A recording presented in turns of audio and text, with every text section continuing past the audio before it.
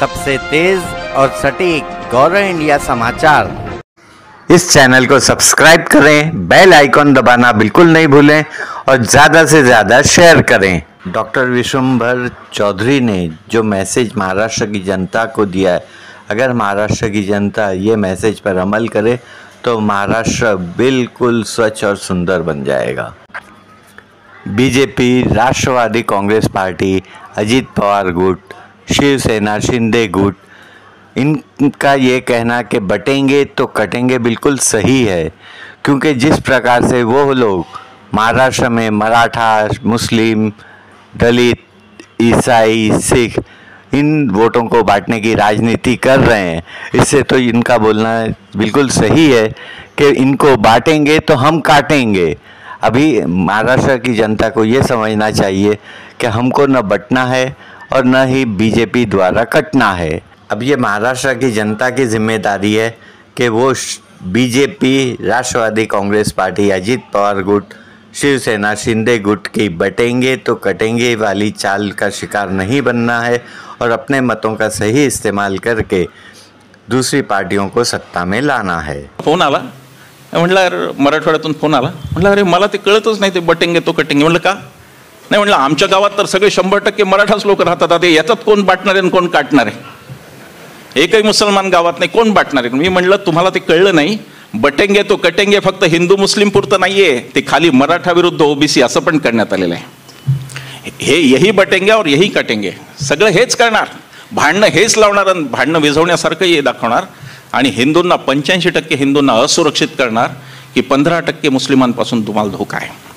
आणि मुस्लिमांनी मतशक्तीतून जर बळ दाखवलं तर हे त्याला म्हणणार वोट जिहाद. वोट जिहाद हा शब्द जे जे भारतीय जनता पक्षाचे लोक वापरतायत त्यांना मी सांगू इच्छितो की हा शब्द वापरून तुम्ही थेट बाबासाहेबांचा अपमान करतात, कारण बाबासाहेबांनी आम्हाला वोट दिलाय आणि त्या वोटला आम्ही धर्माशी जोडू शकत नाही. बाबासाहेबांनी एक व्यक्ती एक मत सगळ्यांना दिलं, हिंदू असेल, मुस्लिम असेल, गरीब असेल, श्रीमंत असेल, लाडका अदानी त्याला एकच मत देता येतं बूथवर गेल्यावर, त्याला काही 10 मतं नाही. ही बाबासाहेबांची देण आहे आपली. आणि बाबासाहेबांनी दिलेल्या मताधिकाराला वोट जिहाद म्हणणं हा थेट बाबासाहेबांचा अपमान आहे, राज्यघटनेचा अपमान मी असं म्हणतो. त्याच्यानंतर मग कांगावे करतात. लोकसभेमध्ये झालं, फडणवीस म्हणाले की फेक नॅरेटिव्ह. फेक नॅरेटिव्ह म्हणजे काय माहिती आहे? फेक नॅरेटिव्ह म्हणजे जे अस्तित्वात नव्हतं ते सांगितलं त्याला फेक नॅरेटिव्ह म्हणतात. फडणवीसांनी लक्षात घ्यावं, एक नाही, दोन नाही, तुमच्या पक्षाचे 6 लोक ऑन रेकॉर्ड म्हणलेले आहेत की आम्हाला घटना बदलायची आहे. ज्योती मिर्धा म्हणाल्या, अरुण गोविल म्हणाले, लल्लू सिंग तो अयोध्येचा खासदार ज्याला आता पाडलं, रामचंद्रांनी चांगला बाण घातला एकदाच. तिकडं हनुमंतरायांनी पण दाखवलं बंगालमध्ये, ते बजरंगबली म्हणले होते, त्यांनी पण गदा घातली यांच्या डोक्यात. हिंदूंचा एकही देव यांच्या मागे उभा राहणं शक्य नाही, कारण देवांना यांच्यासारखे लोक आवडत नसतात. देवांना असे लोक नाही आवडत. म्हणे फेक नॅरेटिव्ह केला. 6 माणसं तुमची म्हणतायत आम्हाला घटना बदलायची, तुम्ही शांत राहता त्यावेळी. मोदी, शहा, फडणवीस यापैकी एकही म्हणत नाही की हे नाही, हे नाही, बरोबर नाही, हे बोलले ते चुकीचं आहे, आम्हाला घटना म्हणलात तुम्ही त्यावेळी. हे तुम्ही 5 वर्ष चालू दिलं, 6 माणसं बोलतायत जबाबदार पदावरची, तुम्ही तेव्हा काही खुलासे देत नाही आणि जेव्हा विरोधक म्हणतात तेव्हा तुम्ही फेक नॅरेटिव्ह म्हणता. त्याला कोणता फेक नॅरेटिव्ह होता? बाबासाहेबांच्या राज्यघटनेत ईडी वापरून विरोधक नेस्तनाबूत करावेत असं सांगितलं का? ते घटनेच्या विरोधात नाही का तुम्ही तुमचे वागताय? निवडणूक आयोग ताब्यात घ्यावा घटनेने सांगितलंय का? तो स्वायत्त आयोग आहे. नियोजन आयोग बाबासाहेबांच्या राज्यघटनेतला रद्द करावा हे बाबासाहेबांनी सांगितलं का तुम्हाला? ते नाही, तुम्ही ते केलं. 100 गोष्टी सांगू शकतो मी. फडणवीसांनी आमच्यावर चर्चेला यावं, कुठेही आणि कधीही चर्चा करण्याची आमच्या तयारी आहे. RSSच्या मुख्यालयात सुद्धा चर्चेची तयारी आहे. त्यांनी आमचं आव्हान स्वीकारावं. आम्ही सिद्ध करून दाखवू 100 गोष्टींनी की तुमचं कसं घटना तुम्हाला तोडायची आहे ते. म्हणजे चालेल तिथपर्यंत चालू द्यायचं. रुजलं तर रुजलं, पचलं तर पचलं, पुढे गेलं तर गेलं. आणि जर अंगावर आलं, महाराष्ट्रात आलं तसं, मग मात्र फेक नॅरेटिव्ह म्हणायचं. फेक नॅरेटिव्ह नव्हता. तुम्हाला राज्यघटना. आता गंमत पहा, फडणवीस भूतालाही घाबरत नाहीत, वेताळालाही घाबरत नाहीत, पण ते फक्त या एका गोष्टीला घाबरतात. ही एक गोष्ट आहे. आणि मग त्याच्यात त्यांनी उणे काढले. काय काढलं? आता ही वही मी आणि असीम राहुल गांधींच्या स्टेजवर परवा होतो नागपूरला संविधान सन्मान संमेलनात, आणि तिथे ही वही दिली. हिचं मुखपृष्ठ संविधानाचं आणि याच्यामध्ये सरनामा छापलेला आहे. आणि हे म्हणजे हे सगळ्यांना माहिती आहे की ही एक वही आहे, संविधानाचं पुस्तक. काय पसरवलं माहिती आहे? संविधान हातात धरून नव्हतं, ते कोरं होतं. राहुल गांधीच्या हातातलं संविधान जाड संविधान होतं, हे नव्हतं ते. मी शेजारी होतो, आम्ही पाहिले. असीम शेजारी होता, आम्ही पण शेजारी होतो, आम्ही पाहिले. पण काहीतरी आग लावत राहायचं. लोकांना आता कळलंय संविधानाचे विरोधक कोण आहेत आणि संविधान कोणाला पाहिजे हे लोकांना कळलंय. हे म्हणे लाल रंगाचं का आणलं? काय किती रंगांधळेपणा असतो तो दिसतो की म्हणे लाल रंगाचं का? संविधानाच्या आता आम्हाला दिलं त्याचं पिवळं कव्हर आहे, माझ्याकडे आहे एक त्याचं कव्हर हिरवं आहे. मोदीजींनी डोक्याला जे संविधान लावलं होतं पार्लमेंटमध्ये त्याचं कव्हर हिरवं होतं. कुठे ते केशरी असू शकेल, कुठे ते पांढरं असू शकेल. संविधानाच्या मुखपृष्ठाचा रंग ही चर्चेची गोष्ट असू शकते का? पण तेवढं दिसतं की ते याला इतके घाबरतात की याच्याबद्दल काही झालं तरी ते लगेच संवेदनशील होतं आणि लगेच संविधान. माझं फडणवीसांना आव्हान आहे, कशाला ते टीका करता? चला तुम्हाला आम्ही सांगतो, तुम्ही भगव्या रंगाचं मुखपृष्ठ करा आणि वाटा 5 लाख प्रति महाराष्ट्रात वाटा. कधी वाटलं तुमच्या RSSनी संविधान? RSSनी कोणत्याही रंगाचं मुखपृष्ठ करून संविधान लोकांना दिलं का, दाखवलं का? RSSनी संविधानाचा कधी सन्मान केला? बाबासाहेबांना आधुनिक महर्षी असं म्हणून कोणी हिणवलं? हे संविधान या देशातली माणसं कधीही स्वीकारणार नाही, हे कोण बोललं? संविधानाने दिलेला तिरंगा हा देश कधीही स्वीकारणार नाही, या देशाचा भगवाच, हे कोण बोललं?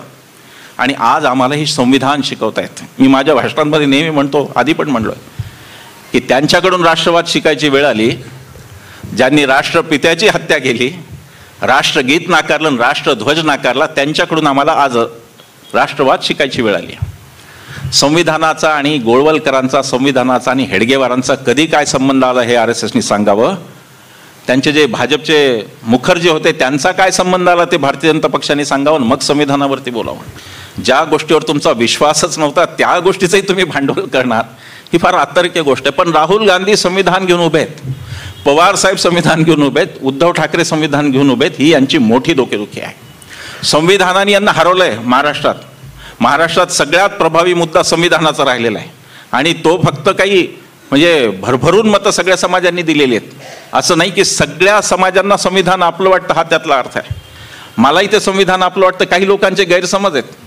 काही लोकांना असं वाटतं की संविधान आणून बाबासाहेबांनी दलितांना मुक्त. अरे नाही, बाबासाहेबांनी या देशातल्या 97% प्रजेला मुक्ती दिलेली आहे. जर संविधान जर नसतं आणि संविधान जोपर्यंत नव्हतं आणि मनुस्मृतीचं दहन झालं नव्हतं तोपर्यंत माझी आई, माझी बहीण, माझी बायको, माझी मुलगी सगळ्या शूद्र होत्या. त्यांना माणूस म्हणून जगायचा अधिकार नव्हता. बाबासाहेबांनी माझ्या आईला, बहिणीला, बायकोला मुक्ती दिलेली. हे मला इथे सगळ्या बसलेल्या प्रत्येकाला आपल्याला हे लक्षात. या देशातले OBC, या देशातले दलित, या देशातले अल्पसंख्याक, या देशातले हिंदू सुद्धा या संविधानाची RSS वाल्यांना खरं प्रशिक्षण दिलं पाहिजे. आम्ही फुकटात देऊ माहिती त्यांनी सांगितलं. त्यांनी सांगावं आम्हाला नागपूरहून आम्ही फुकट ट्रेनिंग द्यायला जाऊ त्यांना. संविधान वाचलंय का बघा. हे असं संविधान आहे ज्याच्यामध्ये अलौकिक एकाही धर्माचा उल्लेख नसलेलं हे संविधान आहे. कुठल्याही धर्माचा उल्लेख न करता लिहिलेलं हे संविधान आहे. आणि मला आश्चर्य वाटलं, श्रीलंकेतल्या एका माणसाने सांगितलं, एका सभेत आम्ही एकत्र होतो, असीमही होता त्या सभेत. मला लाज वाटली माझी की मला कसं नाही माहिती आहे, भारतीय असून मी संविधान करतो, मला कसं माहिती नाही. त्या माणसाने असं सांगितलं, आणि हे कोल्हापूरमध्ये सांगणं महत्त्वाचं आहे, कारण विज्ञान सांगितलं म्हणून एका माणसाला पानसरे अण्णांना मारलेलं आहे त्यांनी, म्हणून हे कोल्हापुरात सांगायचं. ते सांगायचं हे की भारतीय संविधान हे जगातलं एकमेव संविधान आहे ज्याच्यामध्ये शास्त्रीय दृष्टिकोन अर्थात सायंटिफिक टेम्परामेंट हा शब्द आहे. हे जगातलं पहिलं आहे. RSSनी संविधान नीट समजून घ्यावं, पण त्या समजून घेण्याची अट अशी आहे की त्यांना त्यांच्या डोक्यातली मनुस्मृती बाजूला काढावी लागेल. आणि मनुस्मृती फक्त दलितांच्या बाबतीत नसते, मनुस्मृती बायकांचे फोटो काढण्यामध्ये पण मनुस्मृती असते. आणि रस्त्याने गाडी चालवत असताना एखादी महिला चालक ओव्हरटेक केल्यानंतर जो चेहरा होतो रागीट, त्याच्यातही मनुस्मृती असते. ही ती मानसिकता आहे जी बायकांना कायम. हिंदू कोड बिलाचा विरोध कोणी केला सगळ्यांना माहिती आहे. कोण होतं त्याच्या विरोधात. तर गंमत आहे या देशात. मला गंमत वाटते, पंतप्रधानांची तर फारच गंमत वाटते. पंतप्रधानांनी इतकं विनोदी भाषण जगात कोणी करत नाही. कशाला संबंध नाही, बादरायण संबंध नाही कशाचा, काही मेळ नाही कशाचा कशाला. म्हणजे समजा मी कोल्हापूरमध्ये राहत पण नाही, काही नाही, तरी येऊन मी इथं म्हणायचं माझ्या कोल्हापूरमध्ये जे राहणार नाही असं मी म्हणायचं कारण आहे का? मी राहतो पुण्याला, काही संबंध नाही यांचा. परवा ते म्हणले ओबीसी आरक्षण काँग्रेस खतम करना चाहती है. मी डोक्याला हात लावला की काय बोलावं आता. ओबीसी आरक्षणाचा मंडळ आयोग इंदिरा गांधींच्या काळात आला, त्याच्या शिफारसी व्हीपी सिंगांच्या काळात. तुमचा संबंध काय आहे? मंडल आयोगाला कोणी विरोध केला? मंडल आयोगाला राष्ट्रीय स्वयंसेवक संघाच्या अभाविपने विरोध केला. एक मला ते नाव नेहमी आठवत नाही, आत्महत्या केली त्या मुलांनी, गोस्वामी नावाचा कोणीतरी तरुण होता त्यावेळी. तो अखिल भारतीय विद्यार्थी परिषदेचा होता आणि आरक्षण येऊ नये मंडल आयोग म्हणून त्यांनी केली. यांचा पक्ष संपूर्ण मंडल आयोगाच्या विरोधात उभा होता. व्हीपी सिंगांचं सरकार पाडण्यापर्यंत यांनी केलं. आणि आज हे म्हणतायत काँग्रेस ओबीसी आरक्षण घेऊन. काय संबंध लावायचा आणि काय बोलायचं? बालवाडीत असल्यासारखं वाटतं कधी कधी, की जे आपलं खेळणं नाही ते माझंच खेळणं म्हणणार एखादा मुलगा असून तसं काहीतरी वाटतं. आणि तुमचा काही संबंध नाही त्याच्याशी. या देशातल्या आरक्षणाशी तुमचा कोणत्याही चांगल्या गोष्टीशी संबंध नाही आहे. मनमोहन सिंगांच्या काळात मी सांगितलं, मागच्या सभेत रिपीट नाही करत, 6 कायदे आले.